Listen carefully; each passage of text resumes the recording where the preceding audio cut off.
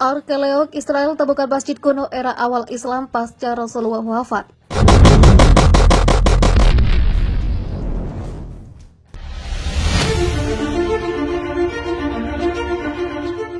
Tim arkeolog Hebrew University menemukan temuan penting peninggalan generasi awal Islam pasca Rasulullah wafat. Temuan itu berupa sisa-sisa pondasi bangunan masjid yang dibangun pada generasi setelah meninggalnya Rasulullah. Para arkeolog menemukan sisa-sisa pondasi masjid berusia sekitar 1350 tahun di bawah masjid lain yang telah dibangun di atasnya di Tiberias, sebuah kota di Israel Utara, dikutip dari Life Scans.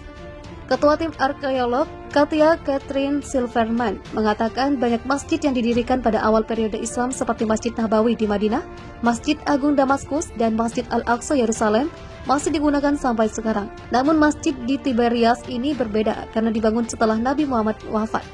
Catherine Silverman mengatakan penggalian masjid di Tiberias memberikan kesempatan langka untuk mempelajari arsitektur rumah salat umat muslim dalam masa perkembangan Islam. Temuan tersebut menunjukkan toleransi para pemimpin Islam periode awal terhadap agama lain, sebab di masa itu umat Islam yang beribadah di masjid ini bertetangga dengan orang Yahudi dan Kristen, di mana mereka juga memiliki bangunan rumah ibadah tak jauh dari sana, termasuk gereja monumental di dekatnya yang tampaknya merupakan gereja terbesar di Galilea. Adapun tim arkeolog memperkirakan masjid ini dibangun sekitar 670 Masehi dan menjadikan masjid untuk sholat Jumat tertua yang pernah ditemukan. Saat dibangun, Tiberias telah menjadi kota yang diperintah kaum muslim selama beberapa dekade. Dinamai setelah Kaisar kedua Roma sekitar tahun 20 Masehi. Kota ini adalah pusat utama kehidupan dan beasiswa Yahudi selama hampir 5 abad. Sebelum penaklukannya oleh tentara muslim pada tahun 635 Masehi, kota Bizantium adalah rumah bagi salah satu konstelasi situs suci Kristen yang menghiasi garis pantai Laut Galilea. Di bawah pemerintahan Muslim, Tiberias menjadi ibu kota provinsi di kerajaan Islam awal dan berkembang menjadi terkenal. Khalifah awal membangun istana di pinggirannya di sepanjang tepi danau, namun hingga saat ini hanya sedikit yang diketahui tentang masa lalu Muslim awal kota itu. Para arkeolog telah mengetahui tentang situs ini sejak 1950-an, namun pada saat itu sisa-sisa bangunan masjid disalahartikan sebagai pasar periode Bizantium yang tertutup. Kesalahan tafsir ini berlanjut hingga ketika mendiang arkeolog Yizar Herzfeld menemukan kembali pada akhir 2000-an pondasi bundar kecil sangat kasar dan asimetris yang dia yakini berasal dari sebuah bangunan pasar, kata Yizar. Namun Catherine Silverman dan timnya menyadari bangunan ini sangat mirip dengan Masjid Agung Damaskus awal abad ke-8 yang masih berdiri alih-alih pasar. Berbagai penggalian di sana selama bertahun-tahun menemukan genteng yang rusak dari masjid. Masjid juga tampaknya telah diperluas selama bertahun-tahun dari konstruksi awalnya, namun runtuh akibat gempa bumi pada 1068. Arkeolog juga menemukan rantai perunggu panjang yang dulunya merupakan penahan lampu kaca masjid. Meski lampu dalam kondisi pecah akibat teruntuhan, namun tim arkeolog ini masih menemukan sisa pegangan lampu yang memungkinkan mereka untuk mengidentifikasinya. Tim arkeolog dari Universitas Mosul menemukan sebuah istana kuno di bawah kuil suci di Irak. Kuil suci di Mosul Timur itu diyakini umat Muslim dan Kristen sebagai makam Nabi Yunus Amerika Serikat. Istana di bawah makam Nabi Yunus itu diperkirakan dibangun pada 610 Masehi. Istana ini juga diperkirakan menyimpan banyak harta karun berupa artefak yang diburu pasukan ISIS selama menguasai Niniwe dari Juni 2014 hingga Januari 2017. ISIS diketahui sebagai yang pertama kali mulai menggali terowongan di bawah kuil kuno untuk menuju ke istana kuno. Mereka meledakkan kuil pada 2014 dalam misi mencari harta karun. Ini adalah bukti pertama laporan jika ISIS membangun terowongan selama pencarian mereka terhadap artefak kuno untuk dijarah. Namun pasukan ISIS baru sampai pada terowongan keempat sebelum menemukan istana tersebut. Namun terowongan dilaporkan dalam kondisi yang berbahaya karena bisa runtuh suatu saat.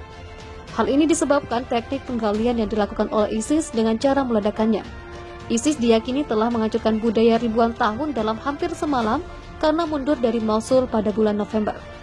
Adapun para arkeolog juga menemukan prasasti berusia 2700 tahun yang menggambarkan pemerintahan seorang raja Asyur bernama Esarhaddon. Prasasti ini ditemukan di terowongan keempat yang menuju istana kuno. Setidaknya ada 7 prasasti yang demikian.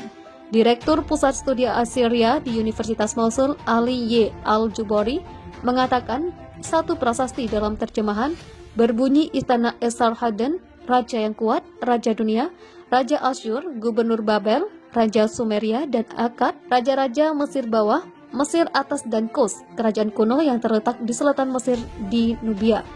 Pemimpin Kos pada satu titik memerintah Mesir menurut prasasti kuno yang ditemukan di situs arkeolog lainnya. Prasasti tersebut juga mengatakan bahwa Esarhaddon mengalahkan penguasa Kos yang memiliki penguasa baru untuk memerintah Mesir. Prasasti lain yang ditemukan di bawah makam Yunus berbunyi bahwa Esarhaddon membangun kembali kuil dewa Asur, dewa utama bangsa Asyur, membangun kembali kota-kota kuno Babel dan Esagil dan memperbarui patung dewa-dewa besar. Prasasti tersebut juga menceritakan sejarah keluarga Esarhaddon. Disebutkan bahwa ia adalah putra Sanherib, memerintah 704 hingga 681 sebelum Masehi, dan keturunan Sargon II, memerintah 721 hingga 705 sebelum Masehi, yang juga raja dunia, raja Asyur. Al-Jubori juga menerjemahkan 4 prasasti lain yang ditemukan di Niniwe, dekat gerbang Nergal. Nergal adalah dewa perang Asyur antara tahun 1987 dan 1992 oleh tim arkeolog dari Inspektorat Barang Antik Irak.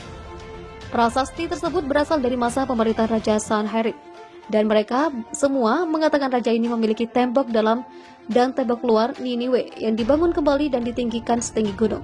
Salah satunya ditulis pada benda tanah liat berbentuk prisma dan membahas banyak penaklukan militer Esarhaddon, termasuk Kilikia terletak di pantai selatan yang sekarang disebut Turki. Prasasti yang ditranskripkan menyebut Esarhaddon orang-orang yang menginjak leher orang-orang Kilikia. Esarhaddon mengklaim dalam prasasti lain mengatakan, saya mengepung, menaklukkan, menjarah, menghancurkan dan membakar 21 kota mereka bersama-sama dengan kota-kota kecil di sekitarnya dengan api. Prasasti itu juga membahas penaklukannya atas Sidon, mengklaim bahwa tentara Esarhaddon merobohkan tembok kota dan melemparkannya ke laut Mediterania.